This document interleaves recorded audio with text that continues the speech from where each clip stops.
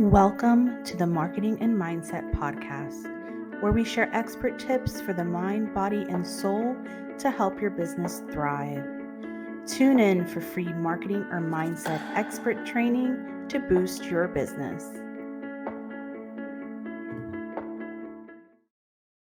Hello, welcome to Marketing and Mindset. My name is Vanessa Cooper. I'm a Pinterest marketing expert and content creator, and I am so excited. Today's a very special day because my Clubhouse bestie, Connie, is here in the flesh, well, through Zoom in the flesh. And she's going to be co-hosting with me today for the first time ever on Zoom. So I'm super stoked about that. As you know, we're no longer on Clubhouse, but she's still going to be officially my Clubhouse bestie and eventually my Zoom bestie, I guess is what I'll be calling her. So she'll be co-hosting with me today. Today, we're going to be talking about the benefits of having a financial mindset. Now, I don't really talk too much about financial topics because it's not my cup of tea. So I'm really excited to learn more about this. I'm one of those impulsive shoppers. I don't save much money. I'm a hot mess financially. This is something I'm going to benefit from a lot. Today, we have tax and wealth strategist Justin Maxwell, who's going to be sharing all of this amazing information with us. Before he does, Connie, if you want to introduce yourself for anyone who doesn't know you and just kind of let them know what you do, and then I'm going to get started with Justin's topic. Awesome. My name is Connie. I go by Ladoc. I'm a Christian mindset stress coach. And if you've been on any of our podcasts or any of our recordings, you know that I always say that stress is emotional response to a situation. And because we're emotional beings, we respond with our emotions all the time. So I'm super excited to know how my emotions are tied to my bank account because I'm just like Vanessa. I am a shopaholic. I love a good sale. I don't care if I don't have the money in the bank, I'll put it on a card. And I know that I have to work on that. So, Justin, I'm so excited that you're here. I can't wait to take notes and to learn a little bit so that my mindset can change a little bit. Thanks for being here. Yeah, it might be a Hispanic thing with the whole impulsive shopping and like not, being financially planned thing, honestly. But okay, Justin, so happy to see you and hear from you today. If you could let us know who you are, what you do, and just a little bit of how you got started in this niche, that would be awesome. Yeah, so I'm Justin Maxwell. Really excited to be here. I am a partner at Big Life Financial, and the name of our company ties in really well with what we're trying to create for people is to focus on living a big life. And oftentimes people can't live as big of life as they wanted to because they don't have their finances in order. And I call it a money paradox because money is the least important thing in our life. Relationships, experience, our health, our faith are far more important. But unless you choose to focus a little bit on money and create something around money, you're going to be putting a ceiling on everything else because you can't experience as deeply if you don't have money, even though it's the least important. So you have to have it, yet it's not needed at all. So it's a paradox, and we try and help people solve that paradox and get it right. I didn't start off in money at all or finance in the slightest. I was a school teacher. I was a physical education teacher, so even further from money than someone else. Like I don't know if there's other teachers that are more involved with money, but physical education is about as far from money as you can be. And is what happened in my life is I happened to attend an event. There was a speaker there speaking, and he did an extraordinary job at painting a picture of a future image of myself. Obviously, he wasn't just speaking to me, but that's what it was in my mind of what I could become financially. And that opened up my eyes to a new possibility that I didn't know existed. And because of that vision that was put in my mind, I started taking action steps of maybe teaching isn't going to get me there because you're probably well aware teachers don't make exorbitant amounts of money. I didn't have an entrepreneurial mindset. It was just be a teacher, make my income and do that, this and that, just like live life without even really thinking about it. And so that changed my entire outlook. So I took action steps slowly, and it just led me down a path that I eventually found myself in this boat. But it's been a journey to eventually arrive here. But that vision of a future possibility is what prompted me to eventually leave teaching and start helping other people create that same vision for themselves. Right. That's awesome. And you're very true. My whole family is like in the school district working. My sister teaches, her father-in-law teaches, her husband teaches, my mom's a school district translator. And oh my gosh, I once thought about becoming the school district translator. And when they told me how much I would make, I was like, no, thank you. This was years ago too, but yeah, that's awesome. I think that's cool how like your life just went from one end to a complete other, and then digging into this and helping people kind of change their life this way. So when we talk about financial mindset, me, for example, I'm going to be quite honest with you. Like, I think I know what a financial mindset is, but at the same time, I'm pretty clueless about what it actually is. For someone who's listening and they don't even know what a financial mindset is, or money mindset, which is another term people have heard, what is it? Like 101 financial mindset, what does that even mean? Yeah, so for me, and my answer might vary from other people, but the way I like to look at it is, and this is why one of the reasons I left teaching is you have to not view your money outcomes on other people's choices or other assets. So oftentimes employees are going to say, well, the reason I'm not wealthier, the reason I'm not XYZ is because I'm not getting paid enough. Or another excuse that people make is, oh, my investments aren't performing enough, or they went down. And so you're blaming an outside source for your lack of financial success when it has to be switched to you. And when people realize that they are their greatest asset and that their ability to earn an income is greater than any other asset or solution or their boss, that change, that if you can flip that switch, all of a sudden you see your own potential and you see how much you're worth.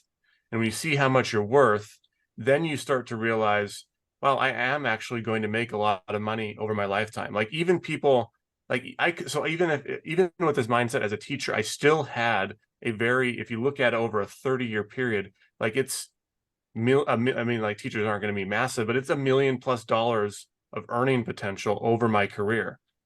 And people don't realize that that's a lot of money that you're going to make over your lifetime.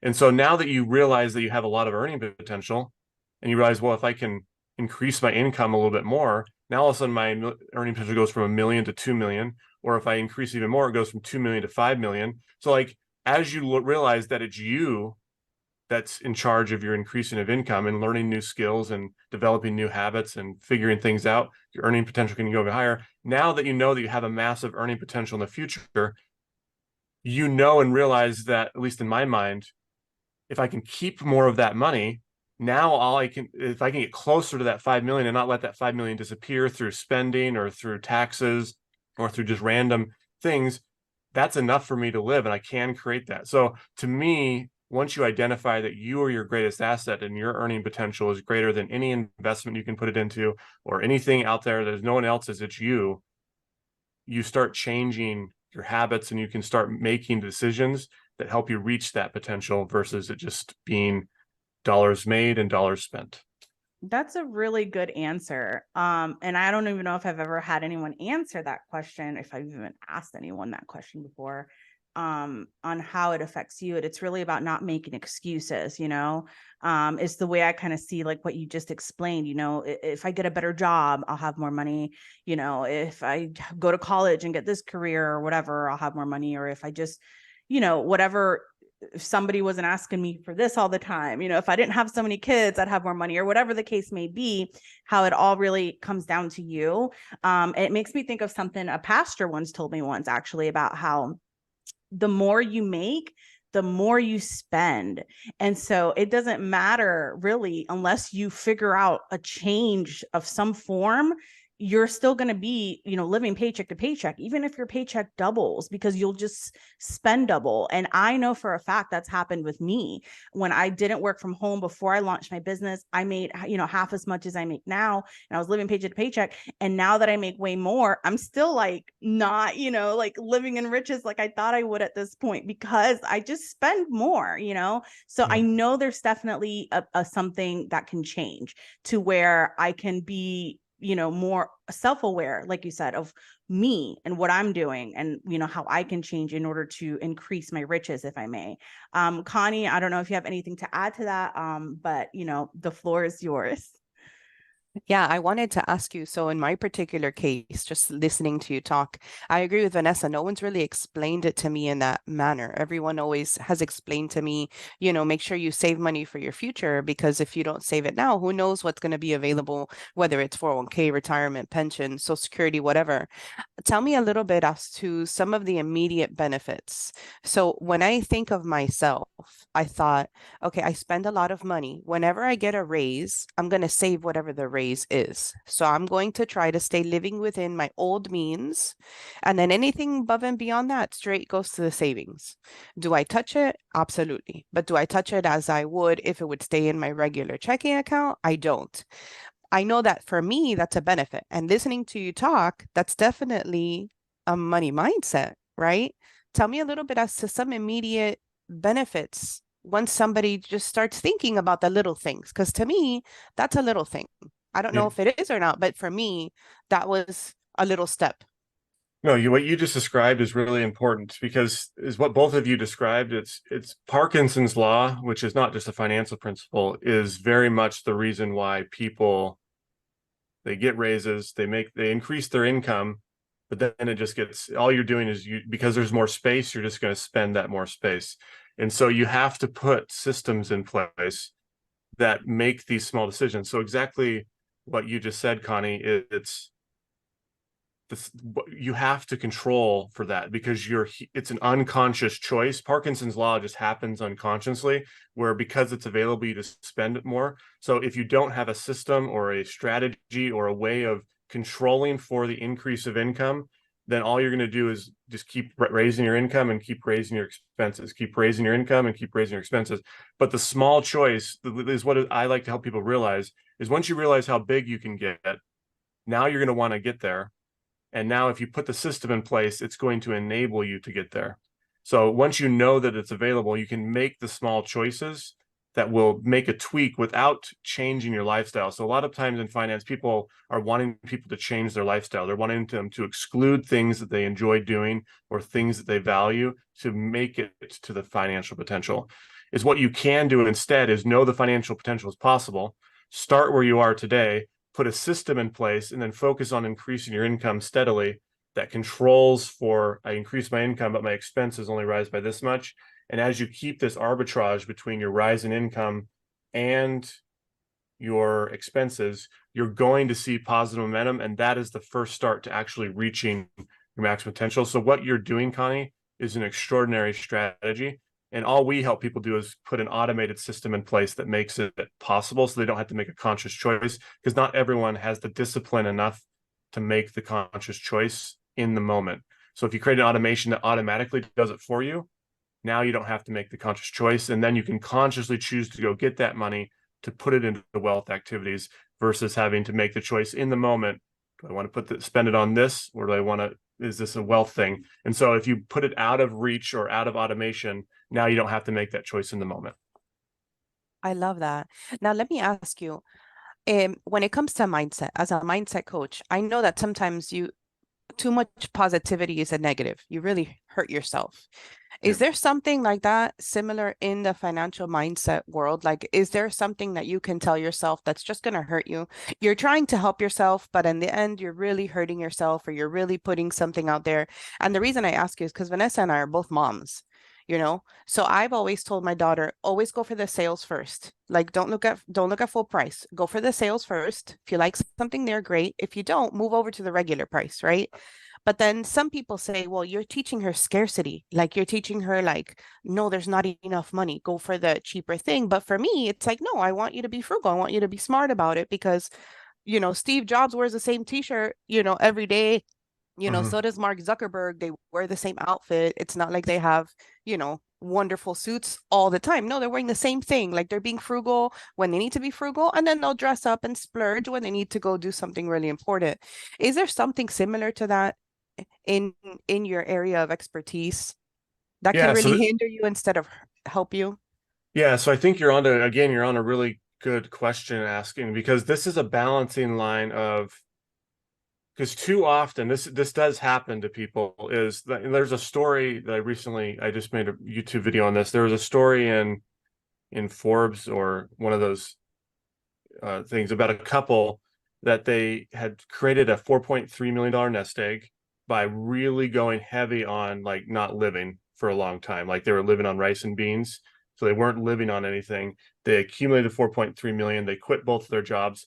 And then now they're 3 or 4 years in the future and they haven't changed their lifestyle because they got so used to living that way and they got so scared of spending money that now that they have the money and they can spend more and they can live a bigger life, they're absolutely afraid to spend it because they can't get over the fact that that's how they've developed.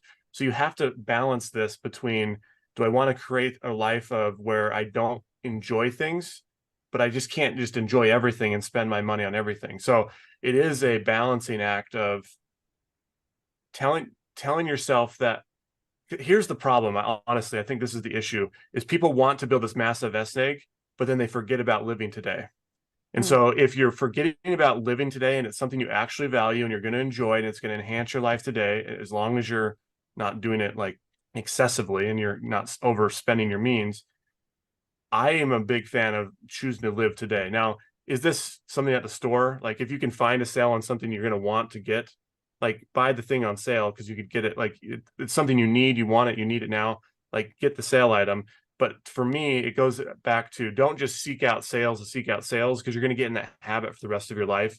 And you might be missing out on something that could actually enhance your life today, which goes back to that big life and living and enjoying life. If you're always pushing for a later date, oh, I can't afford that today, we got to prepare for this future date when I'm 65 or 70 or when I'm retired, then you're missing out on your entire life for some date that you might not even be able to enjoy it because you're sick or an unfortunate death, or like you get into that mindset, just like that couple where they never end up spending and living and enjoying nice things. So I hope that answer helps, but that's the way I like to look. It's a balancing act, and it's to me, it's determining what do I actually value and what's going to help me live my biggest life today while not truly crushing my future as well.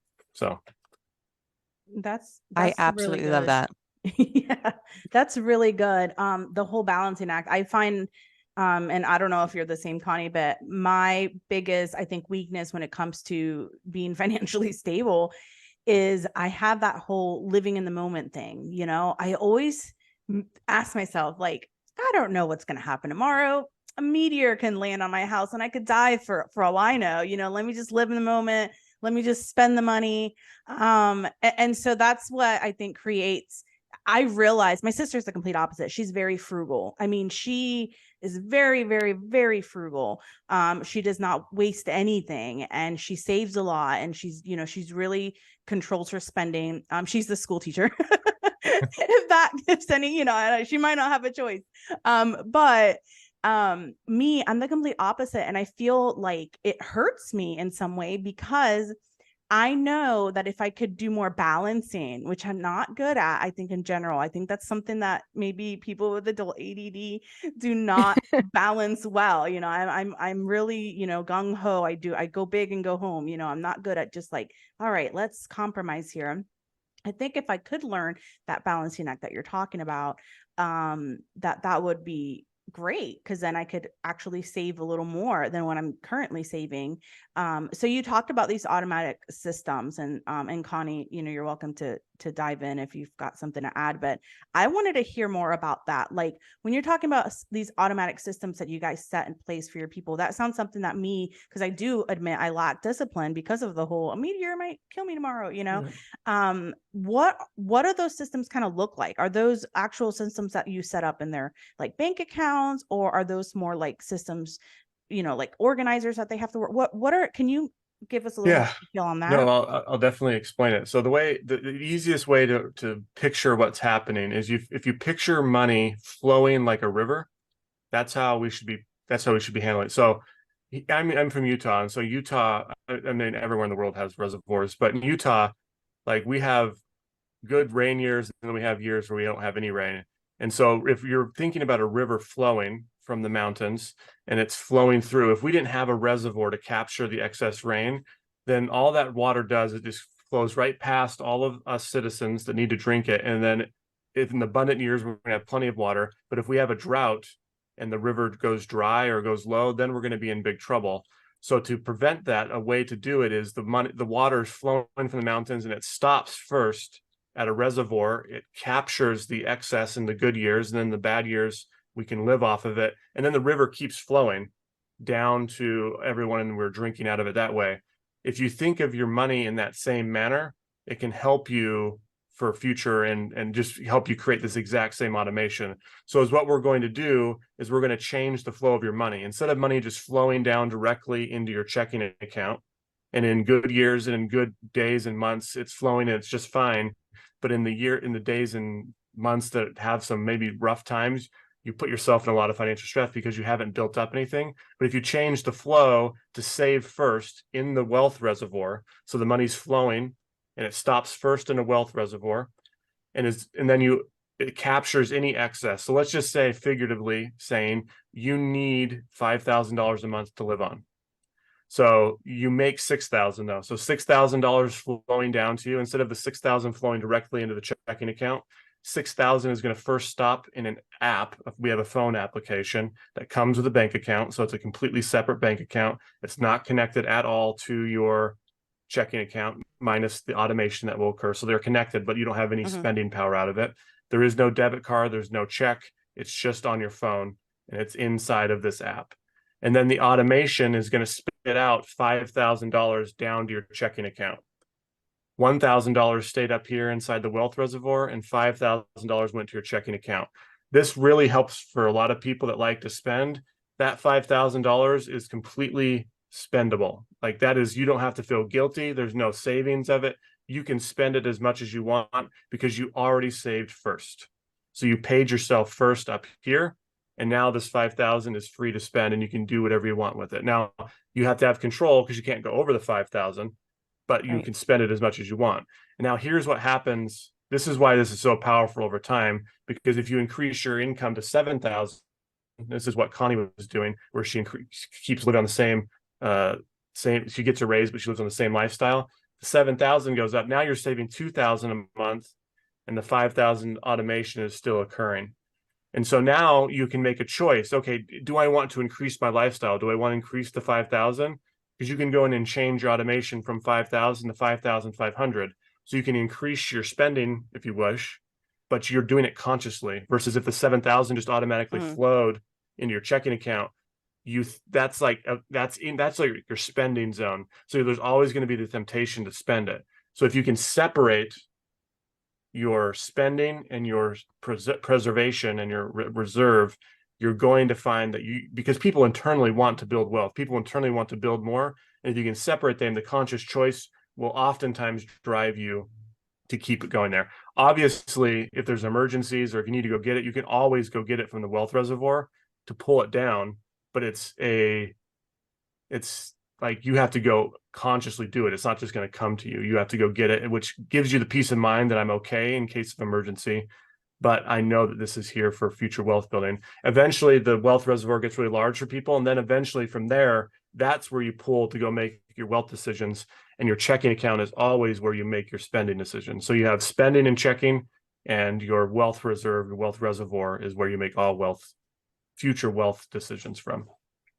That's good. And it, like, long term, like, if you do this for 20, 30 years, you will save 4 to 5 times someone that saves 10% of their income.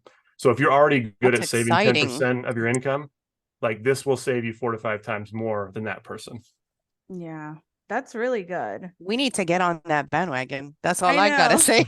I know. I was looking at his website before this and was like, oh my gosh, like the student loan debt payoff program sounds really good. That I know you, oh my God, you guys offer there too. But that's really good. We're being timed. So I did want to go over, I think I'm stealing your question, Connie, but I did want you to go over real quickly as we wind down the episode today, go over a few of the steps that people can take in order to have that financial mindset shift. Like, what are just some basic things that people can start doing to start shifting their mindset to having that financial mindset? Yeah, so I think a few things that really helped me. Number one was to just calculate how much money you're making right now, and just put like a just you can start off modest, but typically most people's income does rise with inflation. Some people will drag behind a little bit, but eventually people's income will rise with inflation. So just take your income today, run it out for 30 years and have a slow, steady increase, and just see how big your income, what's your earning potential as a human. So that see how big you can be, and then realize, okay, that's a bigger number than ever even kind of comprehended. Now, how can I get as close to that in my wealth creation as possible?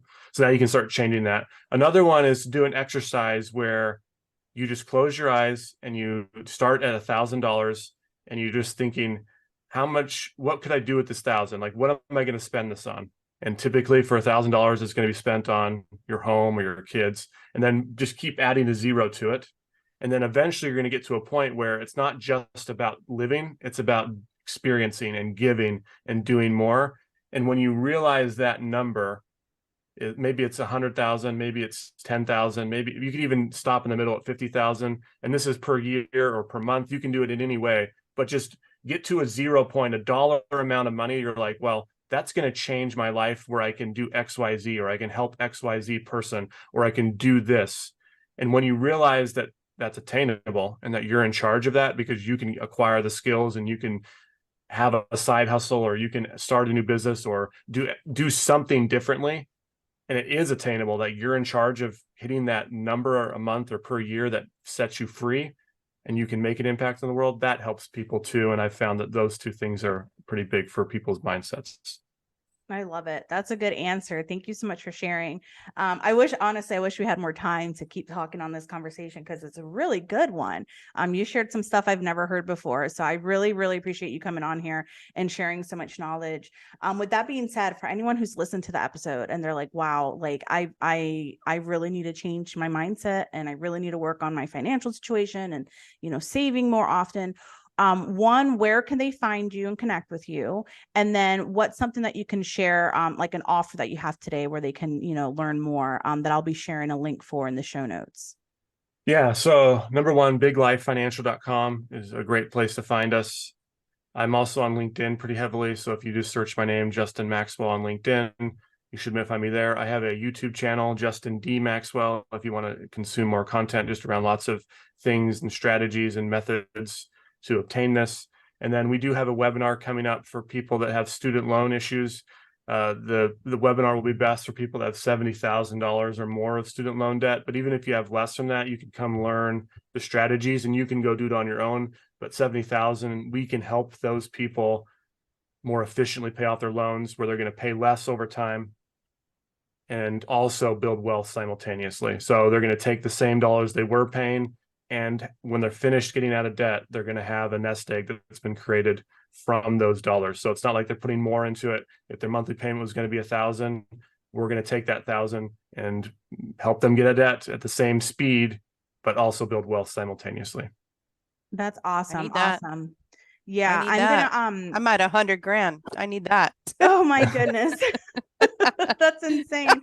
No, I don't have that much by any means, but that's really good. For anyone listening, jump on it, especially if you have student loan debt, like I think most everyone nowadays, and connect with Justin if you need help with, with your financial mindset. If you want to start, paying off some debts and really start building that nest egg, that wealth, for yourself. Thank you so much again, Justin, for being here today. I really do appreciate you coming on and sharing so many gold nuggets, that hopefully has made an impact on the listeners. And thank you, Connie, for being here today. It was so exciting to have you on and to, have you asking questions and all that. So I'm so excited, that this happened. And for any of you listening, again, this is the Marketing and Mindset Podcast. We always have new guest speakers speaking on new topics to help you grow your business, whether it's marketing or mindset, and even lifestyle topics to help you just improve your life in general, because that will in turn, improve your business. So if you guys come back and listen to us, and I hope you guys have a wonderful day, and we're going to end for the day. Bye, everyone. bye. Thanks for hanging out.